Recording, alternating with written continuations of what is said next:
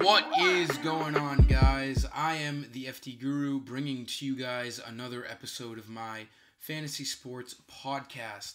And tonight we're going to have a quick video. We only have 3 games on tonight's NBA slate, so there's not too much to talk about.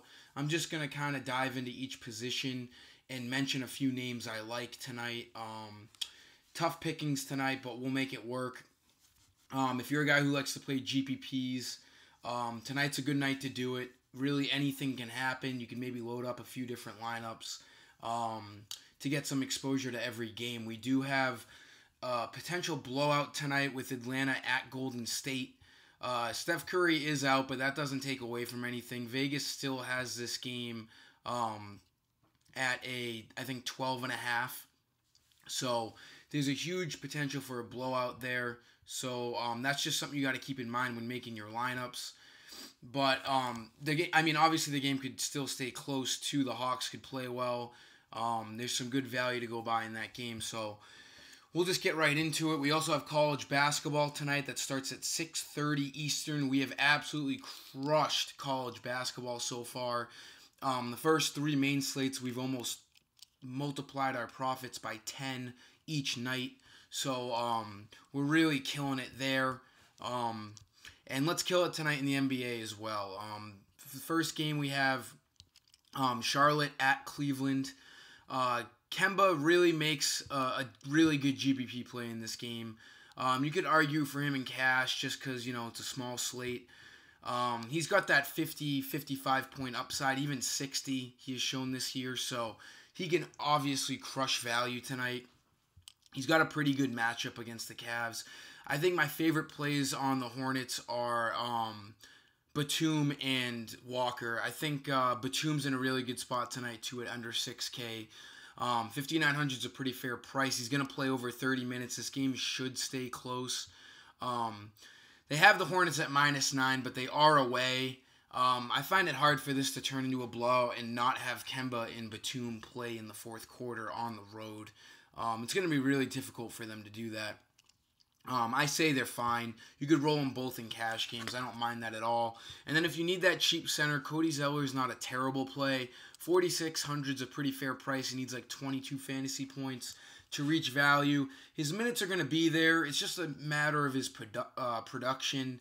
His production can be kind of shitty at times. He's a guy that can just go sailing on the court and just do absolutely nothing. So he's a little risky, but he's reached that 20 fantasy point mark more times than not this year. So he's kind of a safe play if you need to spend down at center. I don't mind Cody Zeller. As far as the Cavaliers go, Collin Sexton's going to get all the minutes he can handle with no George Hill. 5,700 is just a little bit hefty of a price tag for me. I'm not saying completely go off of him tonight just because he's going to play 35 minutes most likely. If this game is close, he could see up towards 40. But he does need like 30 fantasy points to reach value. He's just inexperienced, so it's a little bit of a risky play, which is fine. He shouldn't be really owned at all. In tournaments, he should be under 20% easily, probably between 10 and 15% tonight. Other Cavs you can look at is Jordan Clarkson. He's been playing really well off the bench. That neck tattoo really makes me not want to pick him. But as far as production goes, I'm going to have to say he's a pretty decent play tonight at 5,700. He's a guy who's going to get on the floor, and if he's playing well, which he has been the past week or so, he's going to play a lot of minutes. So I don't mind him. He's pretty productive when he's out on the court. I also love rolling out Larry Nance tonight at 5,900. Even if he doesn't start, which he could start very easily tonight, he's going to be playing a lot too. We have no Cedric Osman tonight. Obviously no Kevin Love. Decker's out. So the Cavs are really hurt all around. So they're going to need some guys to soak up some minutes. Clarkson, Nance, and Sexton are going to be the guys soaking up all those minutes. We'll see if this game can stay close. I'm hoping that it does. And definitely roll out those guys and move on to the next game. Houston at Denver. This is my favorite game of the night, closest spread. It's actually got a low. What are these games? I mean, I don't want to. Whatever. It's got a low spread if I do remember correctly. It's like a 3.5 or something, but the total is surprisingly low. It's only a 215 total, 4.5 spread, closest spread of the night, so it's your safest game to pick from. And I think there's a lot of guys you could go with here. I kind of like the idea of pairing Chris Paul and James Harden tonight. Eric Gordon is just, his minutes are there, and he just is just so bad all the time. I don't understand it. He used to be, not used to be, he's just going through a tough spell right now. He's a great shooter. Every time I pick him, I'm just never going to pick him in cash games until he starts getting going. Every time I pick him, he's just so bad. I don't know. I picked him these 2 games here. He got 20, 22. I didn't pick him at San Antonio. Believe it or not, it's his worst matchup out of all the games. Spurs play really good D, but he drops a 37 spot. And then I pick him against the Pacers, and he gets 15. It's like, you can't win with this guy. Harden and Chris Paul are going to be the guys, obviously, having the bulk of the minutes, having the bulk of the play calling and all that. Gordon makes for an okay GPP play just because his minutes are going to be there. If he starts, getting hot from beyond the arc, he's gonna get some fantasy points. So I don't mind him in tournaments. I don't see him being a cash game play tonight, even on this small 3-game slate. He's a guy that I just can't trust. Love Harden, like I said. Melo's a dead man in Houston, so obviously he's not going to be playing. Millsap, an awesome play. No one was on him last game against Milwaukee, and he went off. He dropped a 50-burger.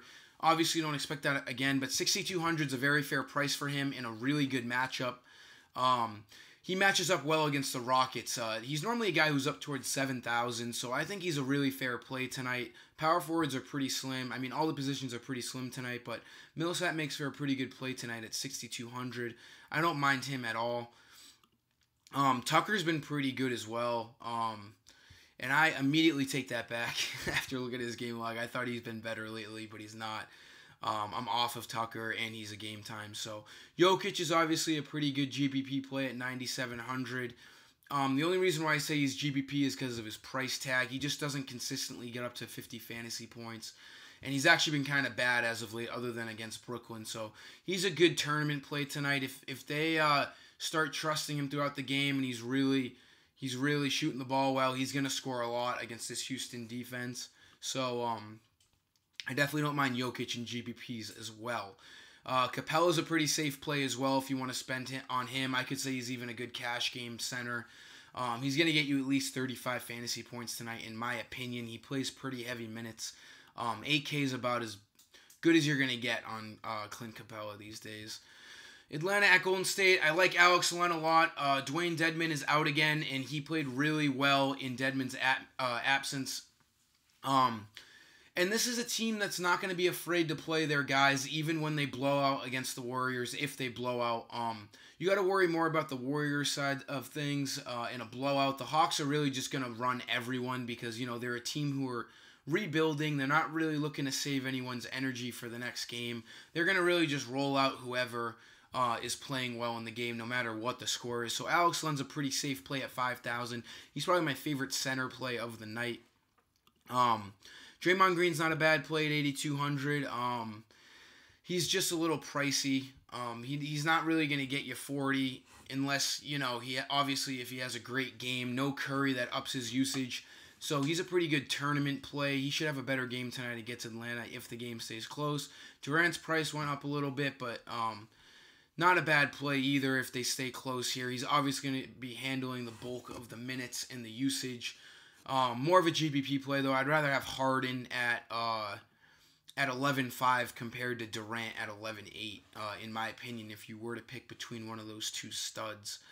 Taurean Prince, not a bad play. He had a good game last game. More of a tournament play. If the Hawks are rolling in this game, I don't trust it at all. I'm not going to have much exposure to that. Bazemore's price is really expensive. I don't mind Iguodala at all. He's a really good play. He doesn't even have to be your punt play. He doesn't even have to be your lowest score dropped. The minutes should be there with no Curry. He saw 32 minutes last night. I know he's old. I know it's a back-to-back, so we'll see if there's any news on him having any sort of a rest. But I don't mind him at 3,700. He's a good punt play tonight. And then Trae Young, as usual, is a good GBP play. I don't know if I trust him in cash. 7,500 is really the highest he's seen all year, so I don't love that price. And then Quinn Cook, his price is all the way up to 5,800. He kind of boned me last night, so I'm not going to really be spending up for him in cash games. GBPs, you can get away with it. You can really get away with anyone tonight just because it's a 3-game slate. But that'll sum it up for this episode, guys. Obviously, subscribe, like the video, and get on my college basketball before you start missing out a little bit too much. And let's win some cash tonight. Until next time, I am the FT Guru, and I'm signing off.